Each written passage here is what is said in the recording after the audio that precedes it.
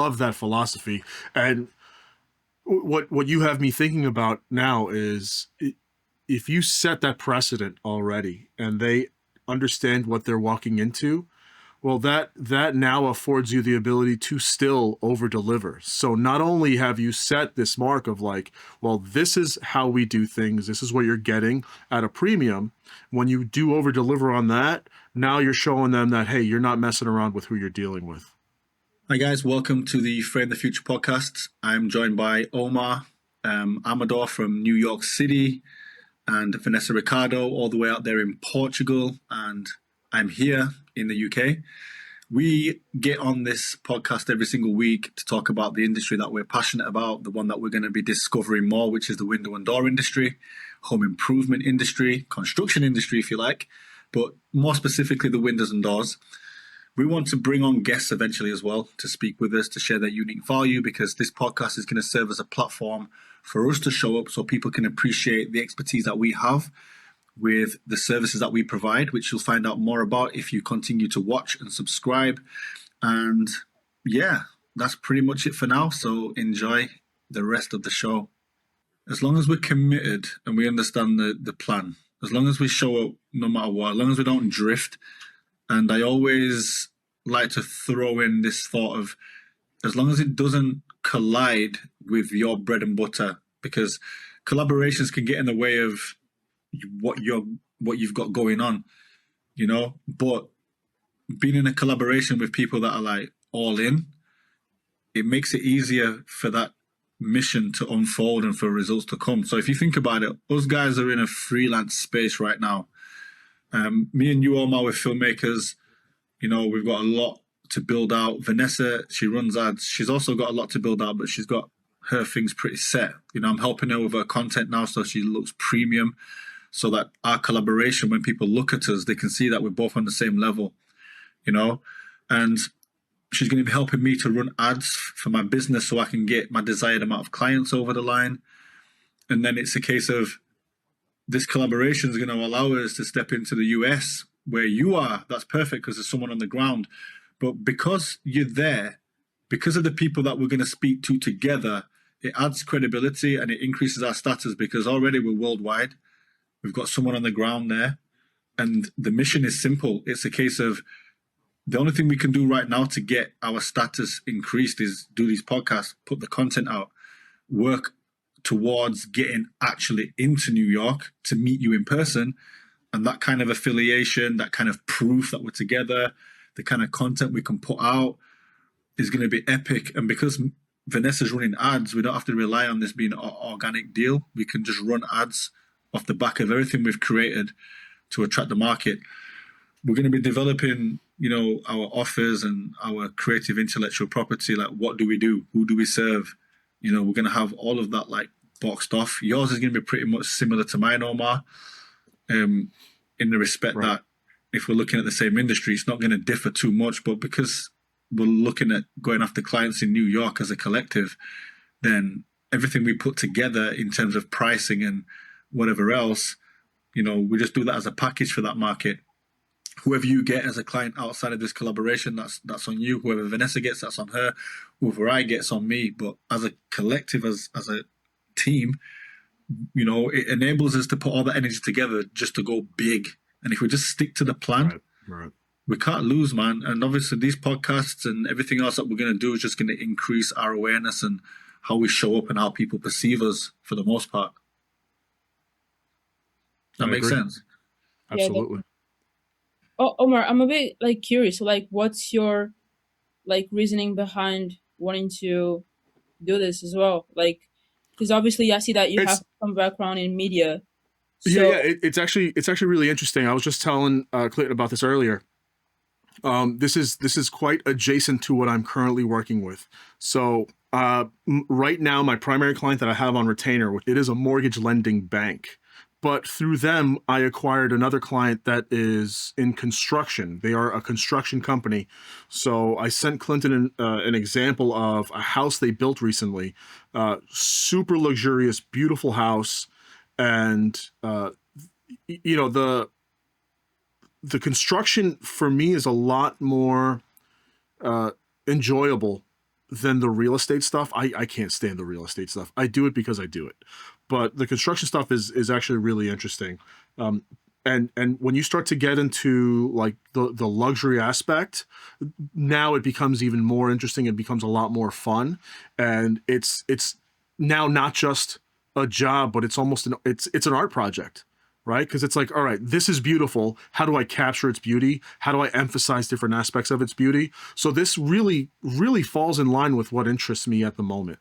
What my passion is as far as like filmmaking goes, is not going to pay me any money because it's a particular realm of music that there's already not a fan base for, so there's no money in it. So moving to something like this is kind of like it's all right, it's in line with what I like doing for work. Yeah, that's good. That's good. I mean, the industry that we're targeting is not going to slow down. It's always going to be ongoing, you know, construction, development, you know, and Yeah. people are just changing their properties into this luxury style. And, you know, the one thing that definitely changes it, apart from the decor, is the windows, man, and the doors, you know. Right. And going luxury makes sense because that's where the money is. You don't want to go with Section 8 housing because there's no money there, right? It's a necessity, yes. We don't want to deal with necessity. We can't build our businesses off necessity without having to go through all sorts of hoops and whatever else just to get a buck. We want to hit those clients that like what we provide is really going to help push the envelope for them.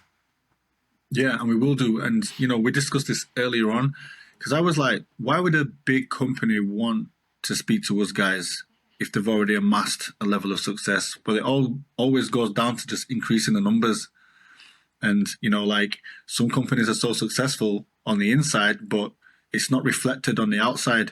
So even though they're huge and they've hit big numbers, they want to have periods where it's been better or it's getting better.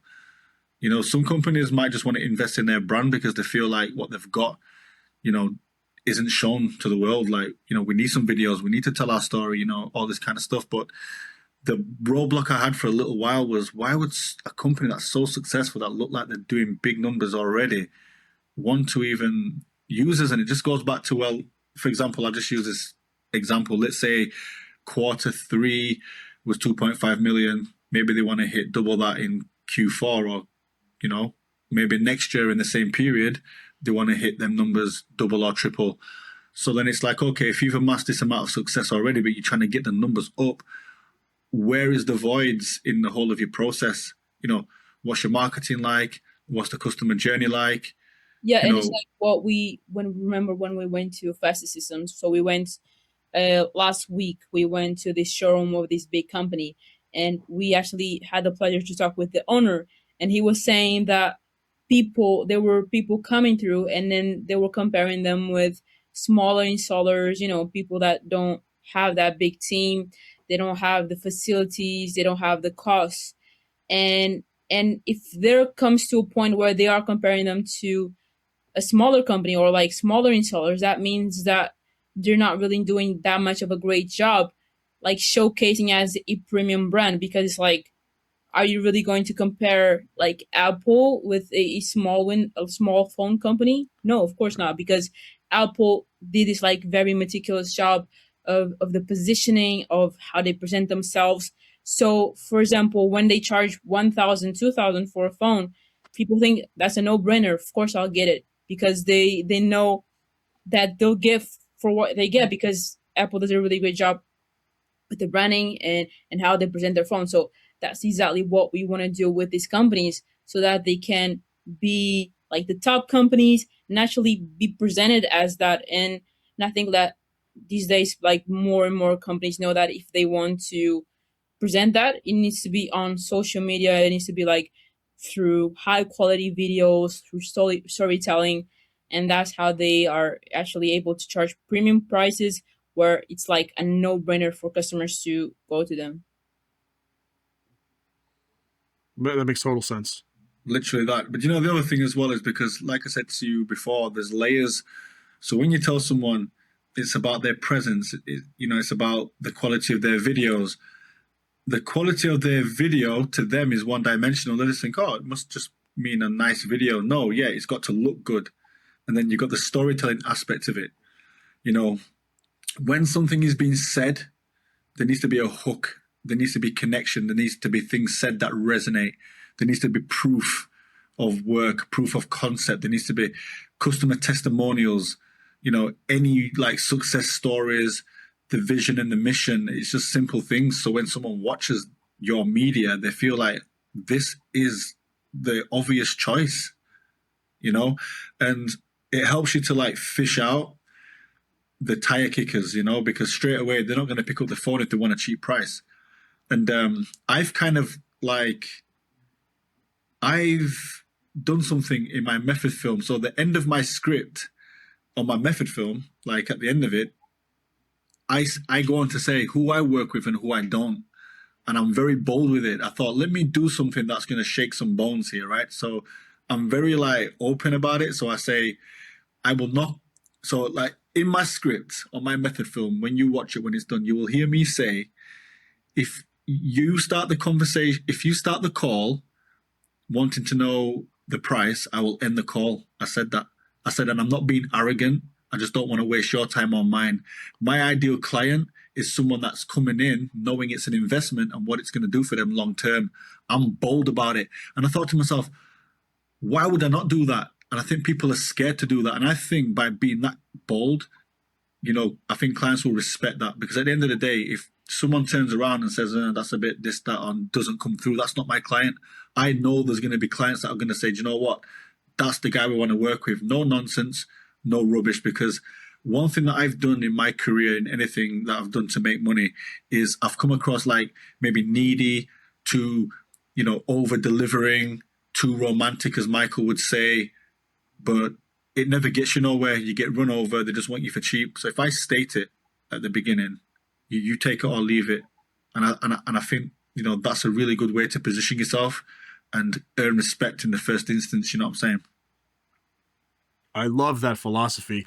And what you have me thinking about now is, if you set that precedent already and they understand what they're walking into, well, that now affords you the ability to still over deliver. So not only have you set this mark of like, well, this is how we do things, this is what you're getting at a premium. When you do over deliver on that, now you're showing them that, hey, you're not messing around with who you're dealing with. Exactly, man. And the thing is, I love over delivering. I've just done it too much for nothing. So when someone pays me correctly, they're going to be like, who's this guy? Where did I find him? I'm like, I ain't going nowhere. You were talking to me, bro. You were talking to me, man. You know what I mean? Like, Vanessa just targeting those ads, like. So, it's a good way to be. And, like, it comes with experience as well. You get to a point in life where you just had enough of these, like, situations, but it's our fault in the end. It's down to us. Everyone's timeline is different from when from how they develop and things they realize and things they put in place. So I'm so grateful for the experience that I have to now bring it into an area where all that experience and the qualities that I possess can be, really put into action for the right kind of clientele. So by setting that boundary and that expectation and giving that information up front, I think it'll just make things a lot more easier, Absolutely. And, working with Vanessa is pretty cool, man. Like, she works in the same industry. We all understand the same language. And, working together as well. We can't have no time for no nonsense or riffraff, because we're turning multiple cogs, Some clients are just going to want us to handle everything, the ads, the media, the acquisition. Some clients are just going to want us to handle the whole thing, and together we're going to have to figure out, because if they're willing to pay what it is, we can definitely get the results. And the best thing is have the creative freedom to just really go to town on it, because we benefit from results as well, not just being paid well, but we benefit from good case studies, so much that we can talk about.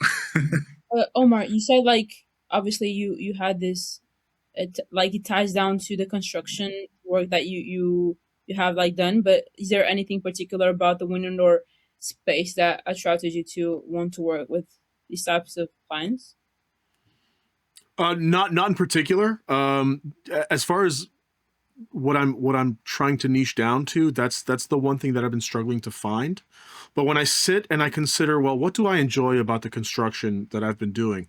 I really enjoy coming in on the fine details and showcasing like how this is different than just, for example, like a great water faucet installation, just how it differs from a regular water faucet. I think that's so much fun. I think it's so beautiful to look at, and I love just like coming in and getting a out of focus shot to focus in.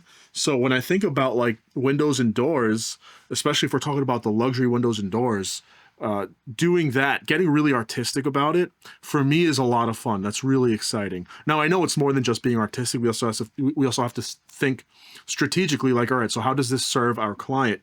And these are the many things that I know that I'll be learning with the Clout program that I'm participating in. I mean, as it is so far, just everything that I've been learning from Clinton alone is really helping to reframe my whole understanding of how to better serve your client. Because it's not just about delivering a video; it's so much more. It's delivering to them the confidence that their video is going to perform.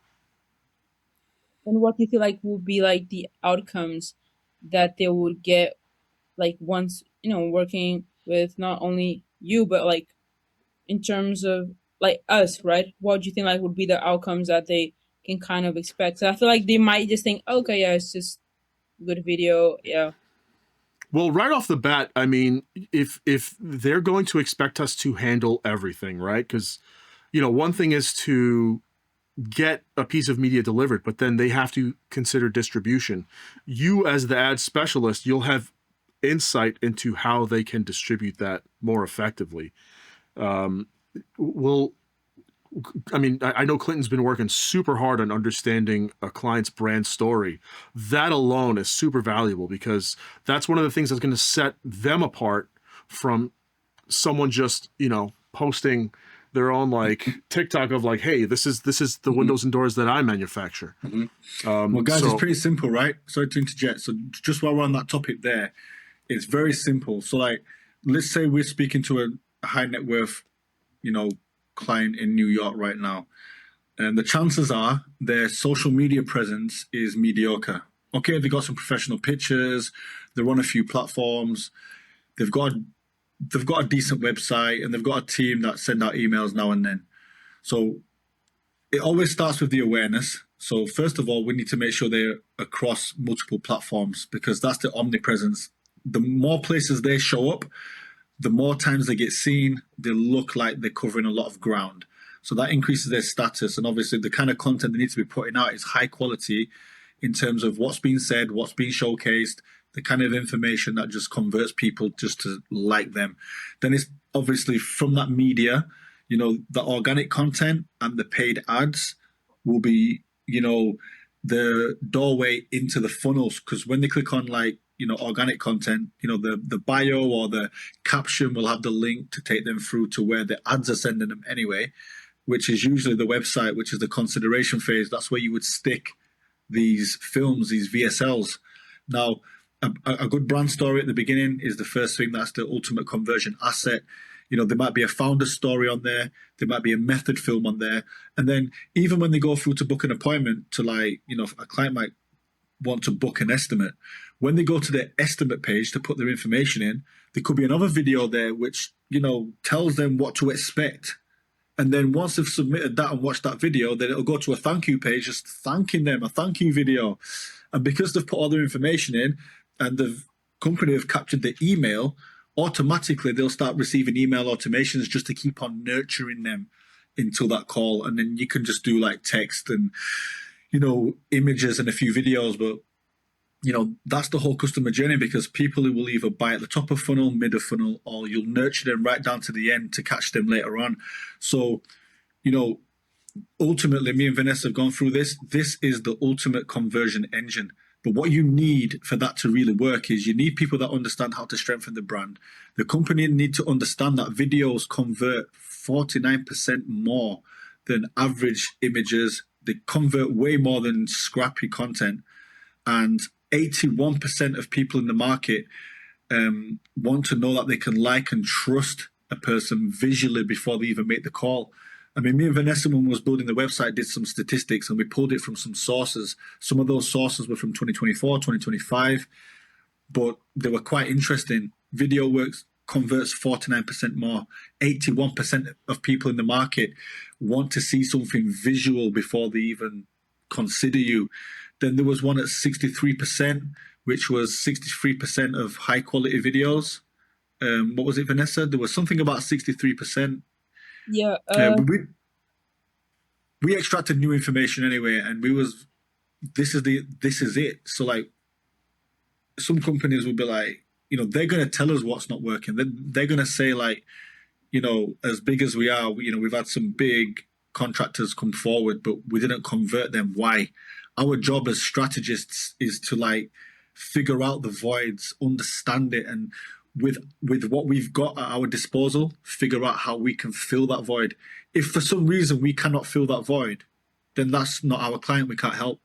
But for the majority of any like company in the world, nowadays people are looking at you, considering you before they even buy.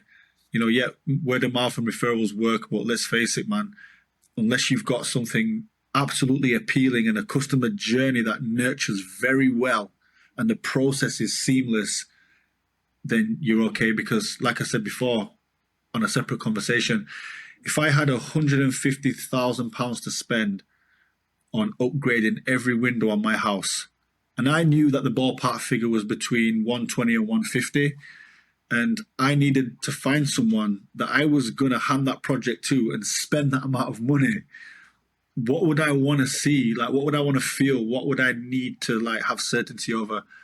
And it's everything we're just saying. I want to see that they're a company that's got a good brand as proof.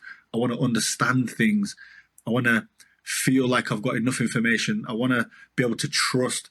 And because I don't know that company, because I can't just go down the road and go in and talk to somebody, the only way that I can get that is through their presence. What's their social media saying? What's on their website?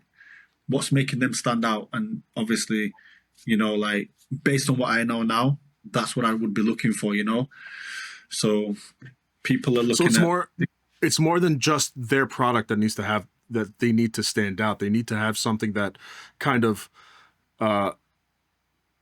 for lack of better words, creates this illusion of proof. Right, like because like the proof exists, right? The proof exists with their already existing clientele, but that has to exist. And when it comes to luxury brands, that stuff can't just be, something that's captured in on your phone. That's got to be well presented. I mean, one of the things that you and I were discussing earlier was with these ads, it's not just what it looks like; it's how it makes you feel. And you had mentioned like the music behind it, like what's being displayed, when, and how is that interacting with the viewer's emotions. Yeah, and then that's when like storytelling comes into play, because if everyone is looking the same, even if it's luxury, even if it's high quality, if everyone looks the same, like we as human, what do we connect with? We connect with other humans. We connect with storytelling. It's how you tell the story. That's what's going to basically feel that emotion. Okay, I know this brand, but this other brand, like it goes deeper. It tells them about maybe the story of the founder, how everything started, and then you're no longer tied to a brand. You don't just think that it's a brand. You actually are connected to the whole origin of that story, and then you're most likely going to go with the one that you feel most related to or most connected to, because you actually got an insight of how they were built and the founder story and all of that. It's like, for example, when you think about, I guess, YouTubers, sometimes we connect with YouTubers because we can relate to them, and then we hear about their story and everything, and then that makes us want to watch even more and want to know even more about them, right? You're so right about that. The thing is, like, if a good way to explain it, like in one sentence, would be we help you to communicate your value better than you're currently doing. Because a lot of companies have built incredible status, they've built incredible innovation and, like excellence on the inside, but they're failing to express it on the outside to attract the people, the customers and clients that they actually want. And that's basically what it comes down to. Again, as I've said before, it's like, why would a company that seems to be doing really well want to like fix this? It's because they're always chasing the next milestone. And in order to get to the next level, we need to start showing it to the market so more people can see you, because the cost of not doing that is the value of the jobs that you're not getting. Yeah, and I think that's also to another point. Like everyone is just trying to hide and like not show their face. But if you think about the companies, the big companies that we connect with, like for example, Microsoft, we always attach that face to like Bill Gates, right? And then you have Apple, you either attach it to Steve Jobs or to Tim Cook. Then you have Tesla, right? And then all of these companies, they have a face. So we also want to make sure that like when we work with these companies, we can actually show a face as well, because that's what we as humans connect with, right? That makes a lot of sense.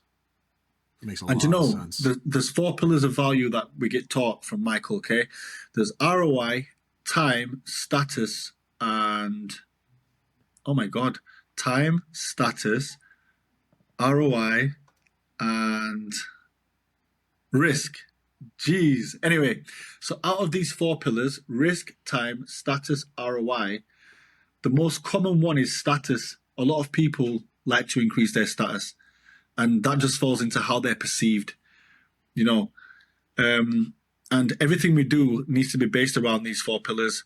So if we can increase someone's status in the market, they look like the obvious choice. They're perceived, in a higher way than their competition, obviously because of the strategy that's in place, the kind of content, the media throughout the funnel. And then obviously time is, reducing the buying cycle. So if someone's status is that big and I'm ready with 150K to spend, which is the ballpark in the market, and this company can provide that, I'm going to go with them and make my decision quicker, because their status already shows that I don't need to waste no time here. I can inquire, I feel comfortable. And then obviously, you've got risk. So we mitigate the risk of them looking like everybody else. And we've done that by enhancing their brand, by strengthening it, by, putting out their content, by enhancing the customer journey, by doing more output than the competitors, And then the other one is, what's the other one now? Oh my God, my brain's gone blank.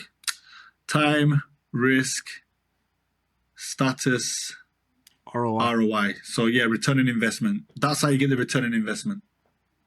That's how they get that. Right. And it's straight.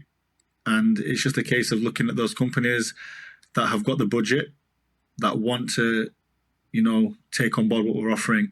And Vanessa's a very important key to this, because if me and Vanessa were speaking before about, some companies will have this, this niggling like concern when they're working with their marketing agency, and they've had some good months, and then all of a sudden, they're finding themselves having to like pay the retainer and then increase the ad spend. All right. So that's like, there's going to be some companies out there that are going to be looking to change who's running their ads, or they're going to need to get into it for the first time. I think it gives them more peace of mind to know that there's someone that only specializes in this industry, knows the psychology, knows it well, knows how to communicate the value, knows what kind of information needs to be sent out, because she grew up with this. Her stepfather built his own company. So then it gives you more peace of mind in knowing that you can trust someone that only plays around in this industry. Do you know what I'm saying? And then I've had this question before, like with the filmmaking. Someone might feel like, well, why would I want to work with you when you're working with the competition? And I always say, it's like if you've got an Audi and you've got the money to fix a repair, are you going to go to an Audi specialist, or are you going to go to someone that's not a specialist? If you've got the money to spend, are you going to go to Audi or somewhere else? It doesn't matter. Someone else is going to run the ads anyway. Everyone's competing for market share. It's just you're best off speaking to the specialist, because at the end of the day, your information is safe with me because that's a non-disclosure agreement. But your story is completely different to their story.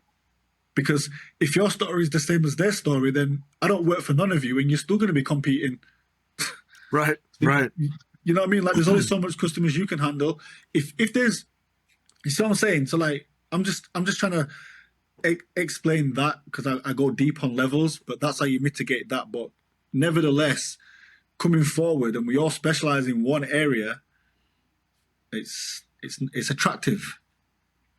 Omar, like for you, because you obviously work in filmmaking for a long time. What is usually like some misconceptions that people have about what you do usually? That is an excellent question that I have not really given enough thought. I mean, they think I just press a button and that's it. And not realizing that it is so much more than that. And one thing that took me a long time to learn was one of the biggest parts of my job is that I am manipulating how light is captured. Mm-hmm. And when I spend time focusing on, all right, how are we capturing this light, that it looks good. But the number one most important thing about every single video I've made is the audio. Mm-hmm. It doesn't matter what kind of camera you're using. I could literally be using an iPhone. My audio has to be on top. Mm-hmm. That's why I have this guy right here. That's why I'm rocking a Sennheiser NKE on my camera. Audio is half of the battle. So that is something that I always want to make sure that we're pushing, is like it's got to sound amazing. Otherwise, like, do you feel like it loses a lot of the quality that you? It loses all of the quality. It loses all of the quality. There's a phrase I've been hearing for years now within the filmmaking space, which is you can get away with okay video, but not good audio is unacceptable. Yeah, that is true. The audio, when I first learned this about filmmaking, you can get away with okay video, but if the audio's off, that's a complete disaster. You know? And it is true. It's just these little things that you won't think. But you know, like Michael always refers to like the human tripod. So like how people can perceive you is, oh, can you just take this clip? Like, no, what you're asking me there is to do this and add another 5 hours editing. Like, you don't get it. It's not just a clip. You're asking me to do, you know, something that's going to result in so much more hours later on. You get me? Yeah, and I'm thinking one thing that I learned from you, Clinton, is like you can have a video like even shot on an iPhone, but then like post production, that's where all the magic happens, right? That's it. It's in the post, all the editing. Omar, your camera. Oh, you're back now. You're back now. No worries. Yeah, no, that's right. It's there's much more to it. There's so much more to it. Like, you know, when you take a clip, you've got to add, you know, you've got to render the image, you've got to render the sound, you know, you've got to add sound design, cuts, transitions, you know, you've got to bring that piece to life. And, you know, people overlook things that they don't understand because they simply don't know it. So like driving to a set, unpacking, putting things together, setting up, recording, you know, managing your space while you're ongoing, you know, then, you know, when people want to, they may not, you know, they want like extras. The preparation. Yeah, there's a whole process to it. Or why? Just give me 1 second. I gotta step out for 1 second. I'll be right back. No worries. Yeah, there's so much more to it. Like, you know, you got to drive there, set up, you got to get everything ready, then you got to take everything down, de-rig everything, pack everything, then you got to drive back home. Like, that's all part of the process. And then when you've got that, you got to upload everything, edit everything, export everything. Like, it's a lot. Then, like, they only see the finished product, but then all the hours and the having to replay over and over again to make sure that you're not missing anything. Like, I saw you in real life, and I was astonished because, like, you were relentless. Like, you were like, no, we're not going to be done with this until this is perfect. Like, and then you like going for hours with that. Like, I was impressed, honestly. Yeah, it's a standard. It's a standard that everyone should work at, and especially when you're like working with new people, you don't operate like that for show. You operate like that to show how willing you are and the levels it takes to succeed. And obviously, if all of the team can adapt to that as well, it's important. But in general, you've got to operate like that, because the more you operate like that, the more you become accustomed to working like that. So you'll always, have good results. Yeah, it's like Like having you can't standards. cut corners, Yeah, huh? having Yeah, standards. having a standard. I heard someone say one time, there is no half days in a week, What does that because mean? there isn't. There's no half days in a week. There's only full days in a week. True. You know what I mean? A day is 24 hours. There's no half days in a week. That always sticks with me. But also because I know that we're working towards something purposeful as well. Like it gives you that drive, to push that hard. That day was 15 hours plus, it was like 16 hours. Yeah. We were just saying, Omar, that me and Vanessa, we went out and recorded her method film, and the It whole looks day. good. Looks real good. Oh yeah, he's seen it, by the way. I sent it to him. Yeah. Mhm. That was like a 15, 16-hour day, and Vanessa was able to witness for the first time like how relentless I was at just making sure it was right. I said, I mean, you can tell him he's back now. Oh, I Yeah, think Yeah. you Like, can what was tell that, him that. Vanessa? What was that? What was that experience like? for me. Yeah. Yeah. Yeah, watching me do that, like, Yeah, and yeah. not Like giving. we were filming it straight off the bat. Like we just stopped somewhere, like editing, and then just stayed like the whole night until like maybe 1, 2 a.m. Like you editing that, and I was like, wow. So like, boom, boom, boom. We just did it, and then it's edited, and then on all like just after a day, everything was done and completed because you were relentless. You wanted to have everything perfect, and you didn't take any shortcuts. Like you want to make sure that you know even though you were tired, even though we just spent all day doing all of this, you still wanted to make sure that it is still perfect. So, and you were like, we're not gonna be out of here until this is actually perfect, and until you made sure the lighting, the like the audio, the B-roll, everything was perfect. We weren't done. So Yeah, I that was mean, beautiful to witness. we still got to fix the audio because of the echo. Omar, you've seen that, but overall, I we've got a mean, nice. that is what it is. Like it's because with echoes you can only go so far, but it's the audio is still great. Like if you really consider what you're able to capture, because you're using those DJI lavaliers, right? Yeah, and in fact, it's one of these little condensers, man. They're so powerful, bro. Like They're they pick great. up sound. They're great. Yeah. Absolutely, yeah. Yeah, they're fantastic. I mean, you're capturing also, what is that, 32-bit float, or you You can just, say yeah, yeah. So you can manipulate that that much more easily. Audio is a whole other animal. So I come from the world of music. I studied music in college. I was going to do audio stuff. In fact, when I first got into podcasting, I had intended on doing audio podcasts.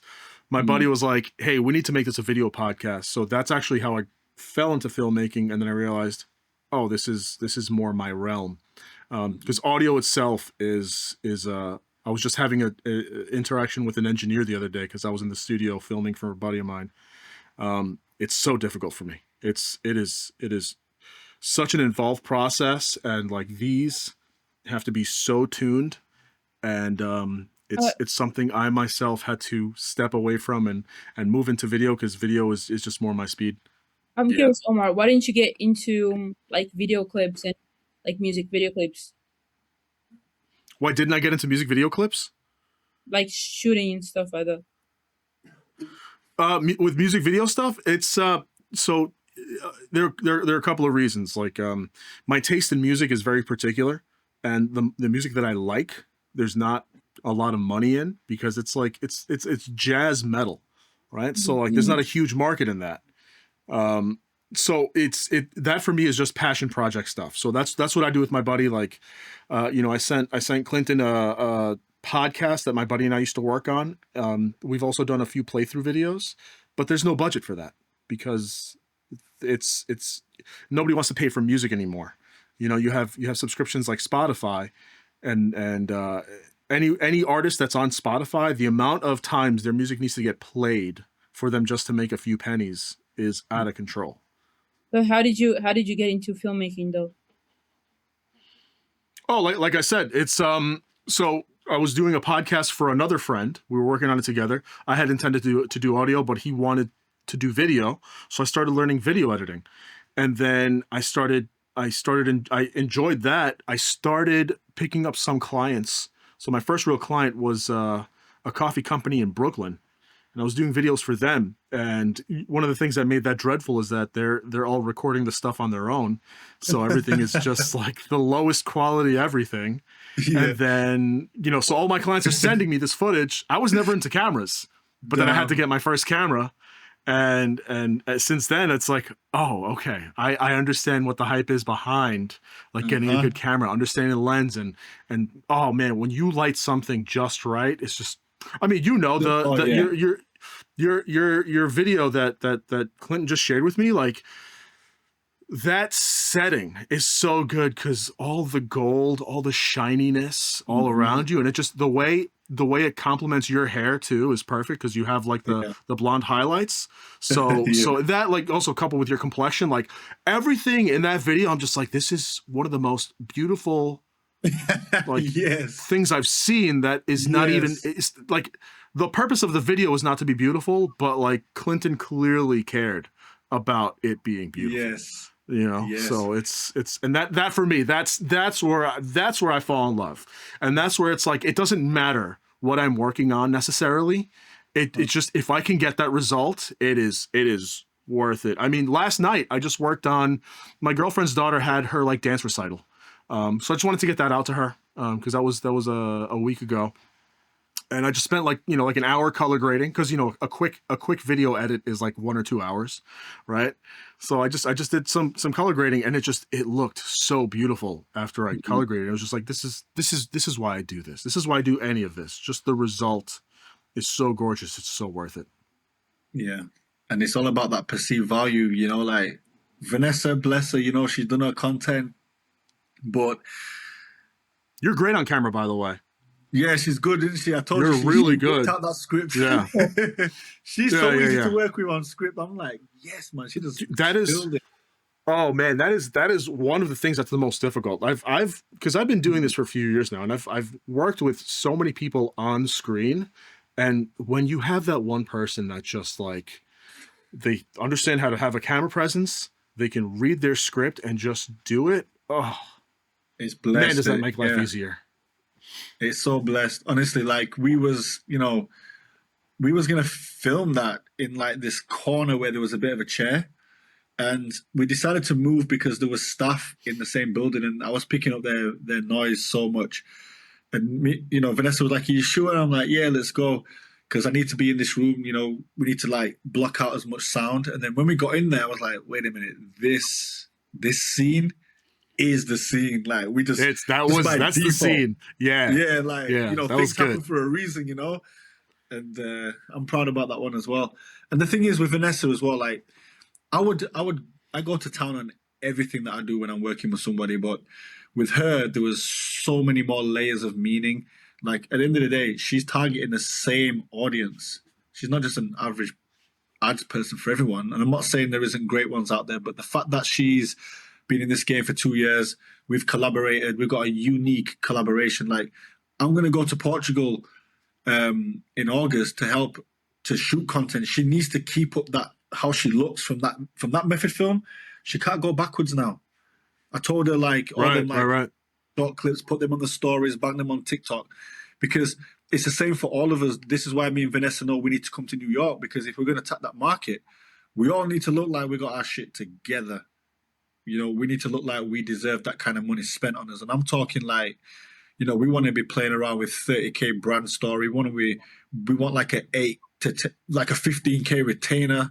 We want crazy numbers, right? That's what we want. And obviously when you think about it, we have to go to the highest margins because there's 3 of us involved. And to be honest with you, the reality is when we bag a big client, you cannot be the one on the ground all the time because you're going to need help. You know what I'm saying?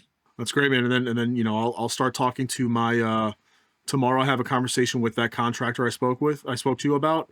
So Yeah. I'll ask him about his contacts within the luxury windows and doors space. Yeah. See if we can get those people on the podcast as well. I mean, I think it's certainly valuable and worth it. Yeah, we can just have a talk to them, find out about them, and give them a platform. I always say we're working towards growing this platform to 10,000 followers by December, and we want to speak to people that have got something unique to share, and we're going to share it to the world. Guys, thank you so much. All right. All right, have a great Nice day. meeting you all. All right, Same, man. same. Omar. Awesome, Let's crush it. awesome conversation, guys.